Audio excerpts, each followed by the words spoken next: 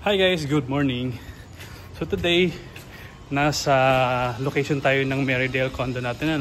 It's our first inspection sa aming kaibigan na kumuha dito sa Merrydale. So ito, nakapasok na kami. Tinignan namin yung buong community ng Merrydale.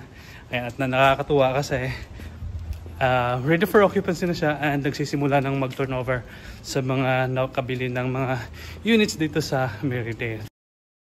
So, welcome dito sa Merrydale Homes, dito sa Gentrias, Cavite. Isang abot-kayang condo project natin na perfect para sa mga magsisimula pa lang ng pamilya o kaya yung mga young professionals o kaya naman yung mga naghahanap lang ng passive income through rental business. Dahil dito sa Merrydale talaga sobrang mura lang yung magiging monthly mo dito kung isa ka sa mga nakapag-avail ng unit dito. Itong Merrydale Homes natin dito sa Gentry, ito ay isang well-planned community na design para maging comfortable at convenient ang pamumuhay.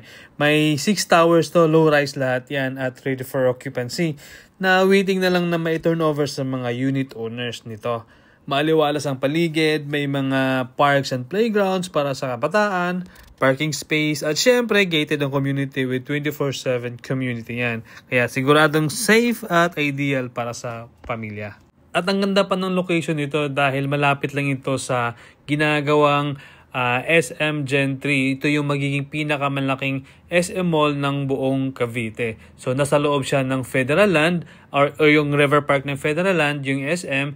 At kung papunta ka doon mula sa Merrydale Homes, mga nasa 10 minutes lang siya. So napaka-strategic yung location. At ayun nga, nandito tayo ngayon para samahan ang ating kaibigan sa kanilang unang unit inspection dito sa Merrydale Homes. Exciting dahil ito din ang unang pagkakataon namin na makapasok sa loob mismo ng community at na-experience mismo kung ano yung meron dito sa Merrydale. At syempre hindi lang tayo spectator dito dahil isa rin kami sa mga kumuha ng unit dito sa Merrydale at plano naming i-convert ito bilang rental business dahil nakita namin ang ganda ng location at ang laki pa ng potential ng project na ito maliban sa napakamurang monthly. Ngayon, quick info lang, lahat ng units dito sa Merrydale ay uniform ang sukat. Meron itong 24 square meter floor area, studio type lahat at bare unit or bare ang turnover nito. Ibig sabihin, malaya tayong magpaayos at i-design ang mga units natin depende sa lifestyle o business plan natin kung ito ay gagawin for rental business.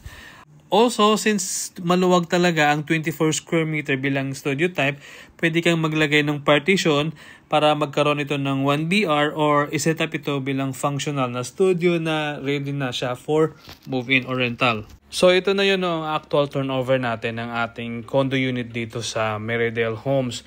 Magandang location yung nakuha natin kasi nasa second floor tayo. Since itong Merrydale Homes ay wala siyang elevator kasi low-rise lang siya, hindi nakakapagod sa pag-akyat baba lalong-lalo na kapag meron tayong mga bit-bit, for example groceries.